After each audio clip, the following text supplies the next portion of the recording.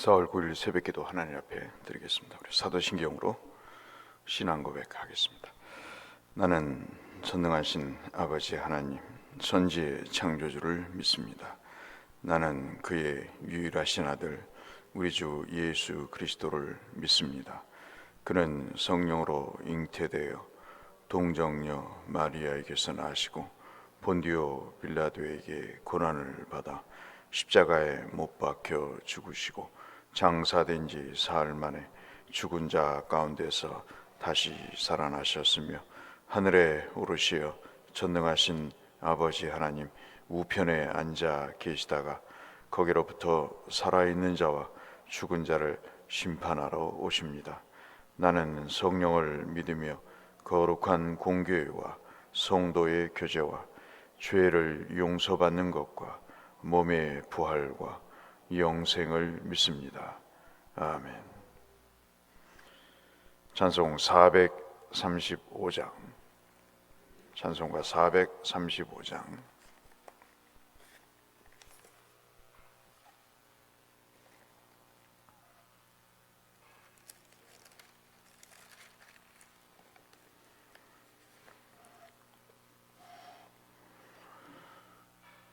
(435장입니다) 나의 영원하신 기업 생명보다 귀하다. 나의 갈 길 다가도록 나와 동행하소서. 주께로 가까이 주께로 가오니 나의 갈 길 다가도록 나와 동행하소서.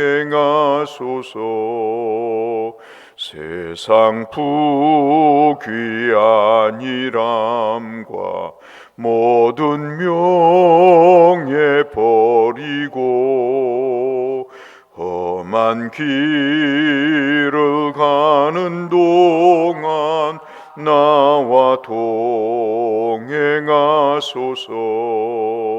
주께로 가까이 주께로 가오니 나의 갈 길 다가도록 나와 동행하소서.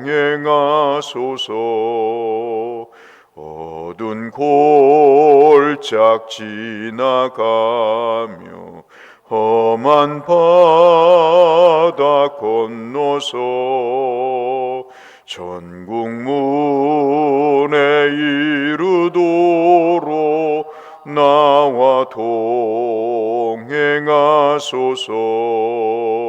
주께로 가까이 주께로 가오니 나의 갈 길 다가도록 나와 동행하소서.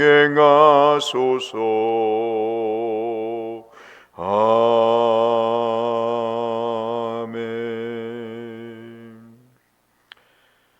이 아침에는 로마서 1장 말씀을 잠시 보겠습니다.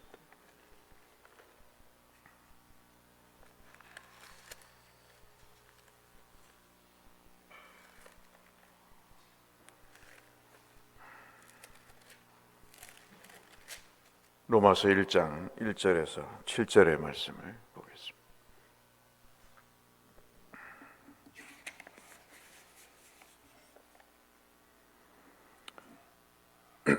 저와 여러분이 한 절씩 로마서 1장 1절에서 7절 말씀을 한 절씩 교독하겠습니다. 예수 그리스도의 종 바울은 사도로 부르심을 받아 하나님의 복음을 위하여 택정함을 입었으니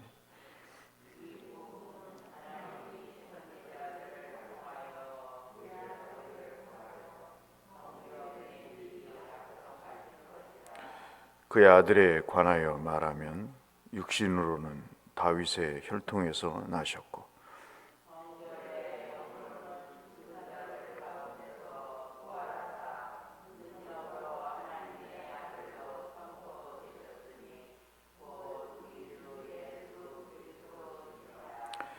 그러므로 말미암아 우리가 은혜와 사도의 직분을 받아 그의 이름을 위하여 모든 이방인 중에서 믿어 순종하게 하나니.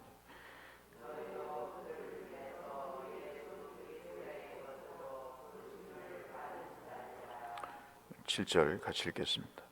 로마에서 하나님의 사랑하심을 받고 성도로 부르심을 받은 모든 자에게 하나님 우리 아버지와 주 예수 그리스도로부터 은혜와 평강이 있기를 원하노라. 아멘.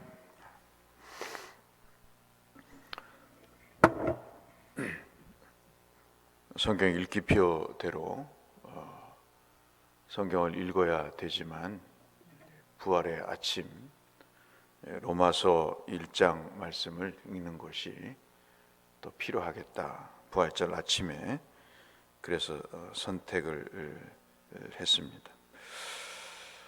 로마서를 우리가 읽어야 될 필요가 있는 것이 항상 말씀을 드리지만 목회를 하고 또 신앙생활을 하면서 가만히 보면 내가 누군가를 모르고 사는 그런 경우가 많습니다. 그러다 보니까 기차가 철로에서 그냥 빠져나가듯이 탈선을 하듯이 자기가 하는 행동이 무엇인지도 모르고 그냥 부끄러움 없이 사는 그러한 모습들을 봅니다. 로마서를 읽어야 되는 이유는 가장 중요한 것 중에 하나가 하나님이 누구고 내가 누군가 하는 것입니다. 여러분, 그 삶에 있어서 가장 중요한 일 중에 하나가 내가 누군가를 모르고 사는 것은 참 신앙이 아닐 수 있는 거죠.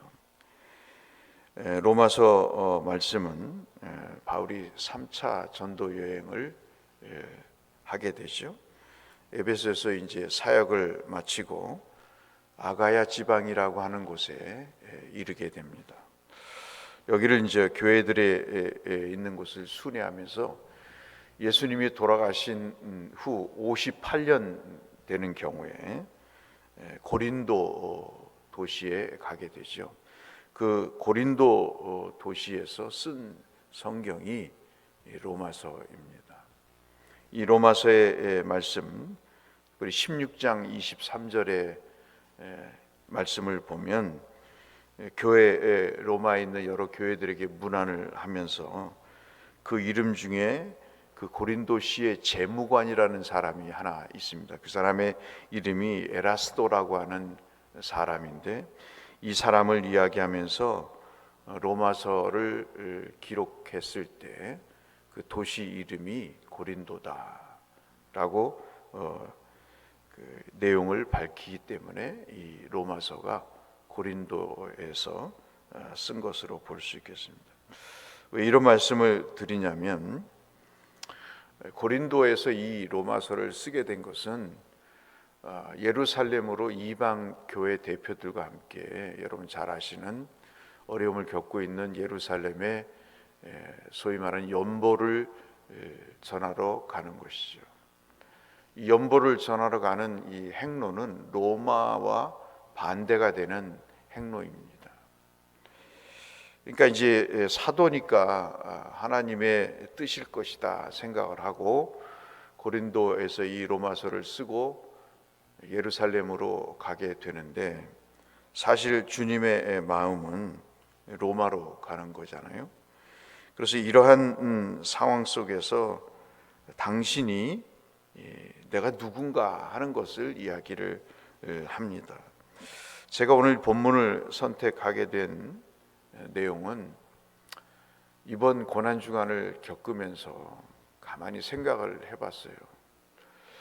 우리가 점점 조금 잘못된 방향으로 변하고 있다는 거죠.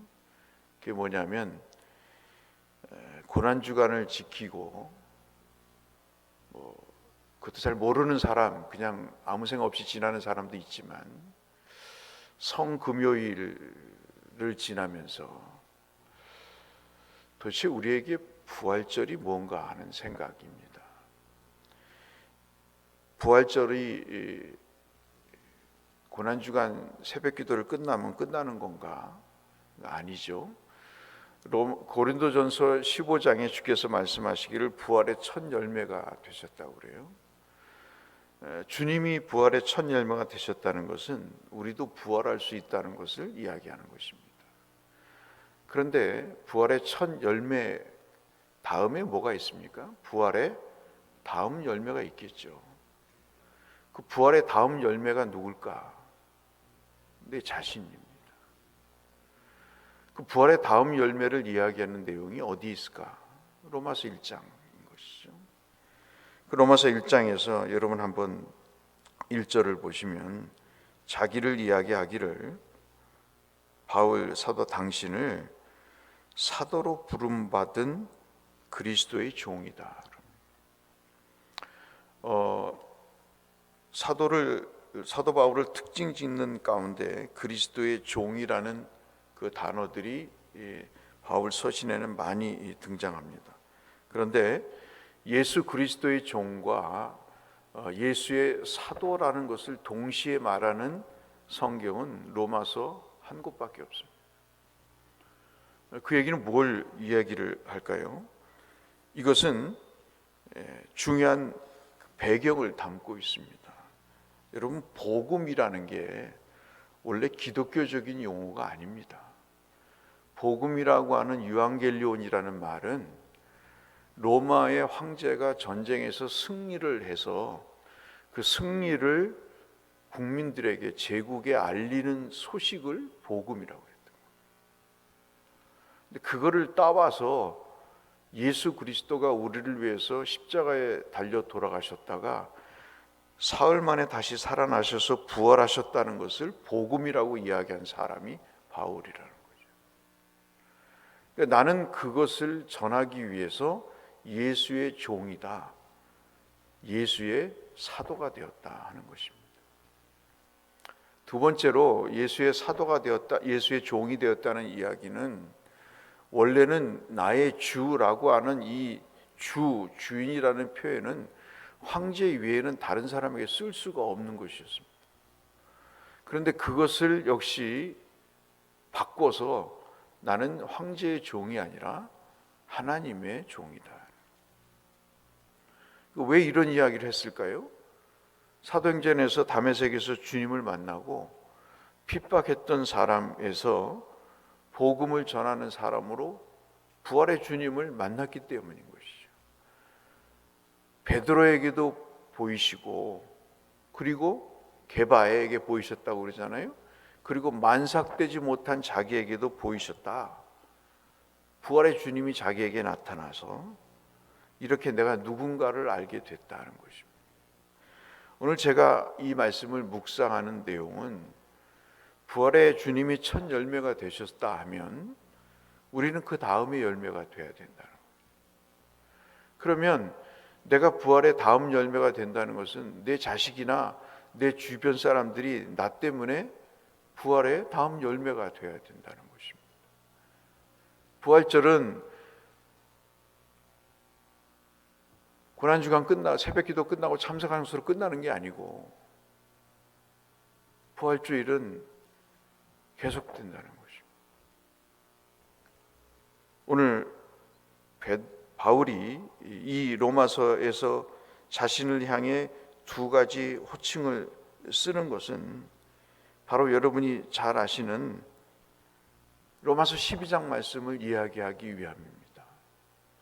로마서 1장부터 11장까지가 교리를 말한다면 12장부터가 어떻게 그러한 교리의 바탕으로 그리스도인으로 삶을 살 건가를 이야기를 하는 거죠. 그 내용을 이야기를 하면서 너희는 이 세대를 본받지 말라고 이야기를 합니다. 12장 2절의 말씀이잖아요. 그리고 주께서 말씀하시죠.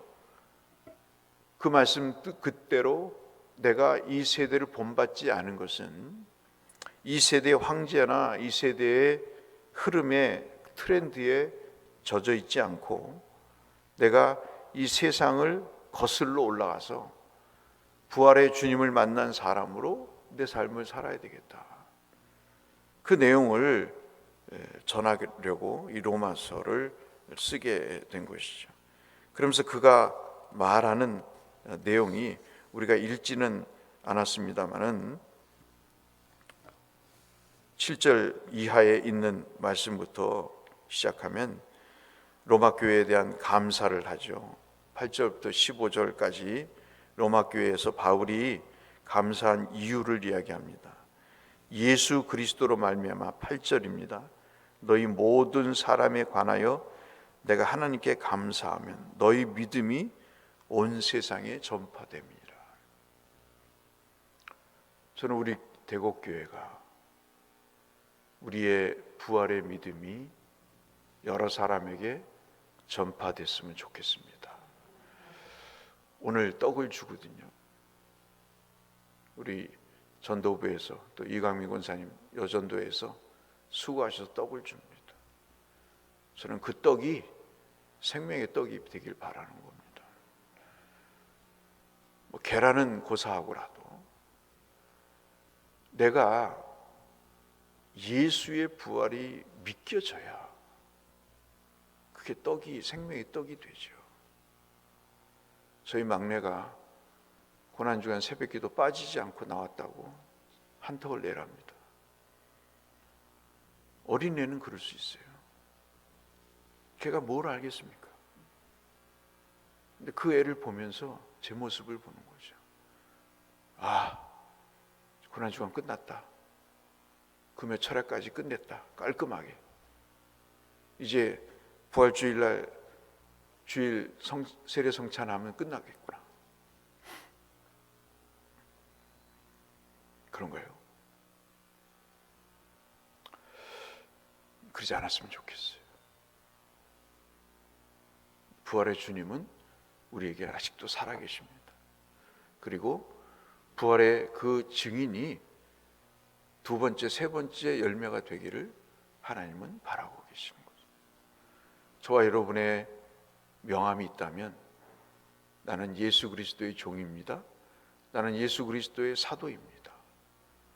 그것이 우리의 명함이 돼야 되는 것이 부활의 첫 열매가 되시는 예수님을 따라서 증인된 우리의 모습이 아닌가 해서 로마서 1장 1절로 7절의 말씀 그리고 8절까지 이 짧은 시간에 잠시 살펴봤습니다. 우리의 온 세상에 대곳에 부활의 주님을 따라서 이 세대를 본받지 말고 오히려 이 세대가 이야기하는 트렌드와 그 용어와 그 사고방식을 부활의 주님을 만난 우리가 바꿔서 우리의 믿음을 부활의 신앙을 전파하는 그런 계기가 됐으면 해서 이 말씀을 드렸으니 여러분 모두가 부활의 두 번째, 세 번째, 네 번째 열매가 되셔서 이 땅을 그리스도로 복음화시키는 일에 귀한 소식을 전하시는 여러분이 되시길 주의 이름으로 축원합니다. 하나님 아버지, 우리의 삶 속에 부활의 첫 열매의 길을 우리에게 열어놓으시고 우리가 또 그런 증인이 될 수 있도록 인도하시니 하나님 감사합니다. 우리가 다음 부활의 열매가 되어서 이 땅을 하나님의 피로 적시게 하시고 저들이 구원받고 새 생명의 은혜를 누리는 복된 역사의 그 사역에 저희들의 발걸음이 있게 하여 주옵소서. 예수님 이름으로 기도 올리옵나이다. 아멘. 하늘에 계신 우리 아버지, 아버지의 이름을 거룩하게 하시며 아버지의 나라가 오게 하시며 아버지의 뜻이 하늘에서와 같이 땅에서도 이루어지게 하소서. 오늘 우리에게 일용할 양식을 주시고 우리가 우리에게 잘못한 사람을 용서하여 준 것 같이 우리 죄를 용서하여 주시고 우리를 시험에 빠지지 않게 하시고 악에서 구하소서. 나라와 권능과 영광이 영원히 아버지의 것입니다. 아멘. 볼의 아침 주님께 감사하며 또 우리의 남은 삶을 위해서 주님께 간구하는 시간을 갖도록 하겠습니다. 기도하겠습니다. 하나님 아버지 감사합니다. 오늘도 우리 속에 주의 성결의 영을 주셔서 하나님 부활의 주님 그 의미와 뜻을 잠시 되새길 수 있게 하심을 감사합니다. 바울은 부활의 주님을 만나 만삭되지 못한 자기에게도 보이셨다 말씀하면서 이 땅에 하나님의 백성으로 살아가고자 하는 간절한 소명과 분명한 의지를 로마서 1장을 통해서 확인하게 하셨습니다. 하나님, 우리의 삶의 정체성도 부활의 주님을 만난 바울처럼 선명하게 하여 주시고 8절의 말씀처럼 우리의 온 믿음을 세상에 전파하는 부활의 산 증인이 될 수 있도록 두 번째, 세 번째 열매가 될 수 있도록 은혜를 베풀어 주시옵소서.